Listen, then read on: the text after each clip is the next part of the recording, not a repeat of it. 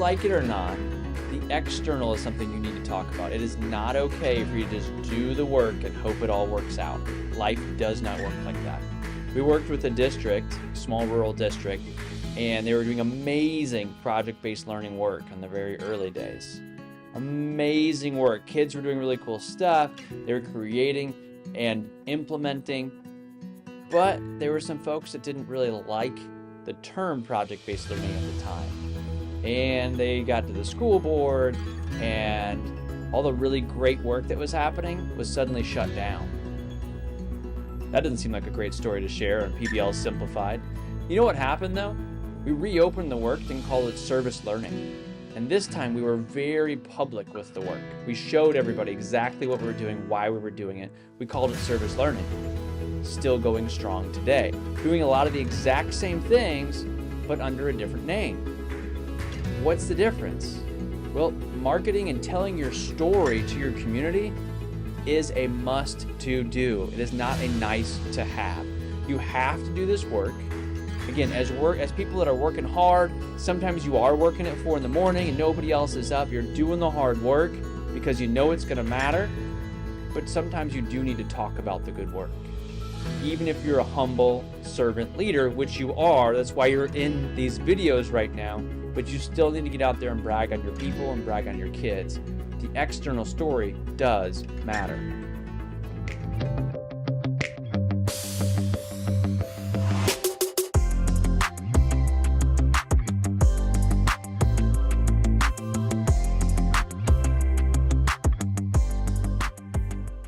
Welcome to PBL Simplified for Teachers, where we take your vision off the paper and bring it into your school. I'm going to distill leadership ideas from education, business, and sports so we can up your leadership game and you can be the leader your school needs you to be. Somebody's going to be telling your story and you need to be a part of the creation of that story. Somebody's going to tell your story whether you do or not. I'm very certain that's happened to you already, whether it was on social media, in the newspaper, whatever it looks like, somebody's talking about your school. Especially if you're in a rural, suburban setting where there's nothing else to talk about. You've got Friday Night Lights, and then you've got what happens at school. So why not help author that story? Start to give people examples. I'm going to give you 3 ways that you can give people examples to talk about the great things happening at your school. The first way to give someone examples is through a community partner breakfast. One of my favorite moves of all time. You invite in community partners, industry leaders, leaders within your community to show them the great things that you're doing. I really like Friday morning. The professionals are getting ready to go to work. You do it about 9 a.m. They say, hey boss, I'm going to be a little bit late. I'm going to go do this thing with the school. Is that okay? Of course it's okay. We want to give back to the community. People want to give back to the community. Give them a great way to do it. They come in for an hour and a half. You give them something to snack on, and then you bring in your learners. Here's the work that we've been doing, right? Like we're in doctors' offices creating work. We're solving these real world problems. We're contributing to solutions in hunger scarcity, right? Show the work that's happening. Show the problem solving, the critical thinking, the collaboration that's happening amongst 3rd graders, amongst juniors, the stuff that nobody really thinks is happening in schools anymore. You're doing it. So now show people. And then when those industry leaders go back to their work, somebody says, well, what'd you do this morning? Give them 1, 2, or 3 stories. Just think about one. Let that be your driving question. How can we give one story to our community partners so that they can go and tell that story? Give that story a name. Give that story an authentic problem they've solved, and let it be inspirational. Now, when they talk about your school district, that's the story that they're going to tell. You might even leave some room at the end of that community partner breakfast for people to reflect. What was the greatest thing that you heard this morning? Let them practice, right? You don't have to tell them that that's exactly what you're doing, but you want them to do that. These are the people that are telling the story of your school district. You need to give them examples. Another way to give people examples of the great things happening in your school is to get in the paper. Like get in the local paper.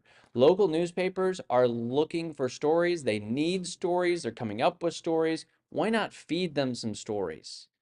Give your teachers $50 to write a blog that goes into the newspaper, or make that part of your work. Set aside some deep work time. On Friday morning from 9 to 10, you write an article that goes to the newspaper. Here's what's happening in our schools. Get it printed. Right? Don't wait for someone to come in and tell your story. Number one, they might not ever do it. And then you're just sitting there saying, we're doing amazing things. How come nobody's looking? Make them look, right? Bring in the reporter to bring in the reporter to your school. You know who it is that writes the stories in your newspaper. Bring them in, show them the work you're doing. Have them come into an expo, right? Get in the newspaper on your terms. Don't be in the newspaper on someone else's terms. You know what that's like. It's not positive. So get on the proactive end of that. The third example of how to get people telling your story is to invite other schools to see the work you're doing. You might go to a tour of a school that's doing great project-based learning. Why not just ask them, hey, would you guys come to our school and tell us what you see? What are the things that you like? What are some things that you wonder? You're going to get great feedback. You're also going to get to acknowledge the great things that are happening.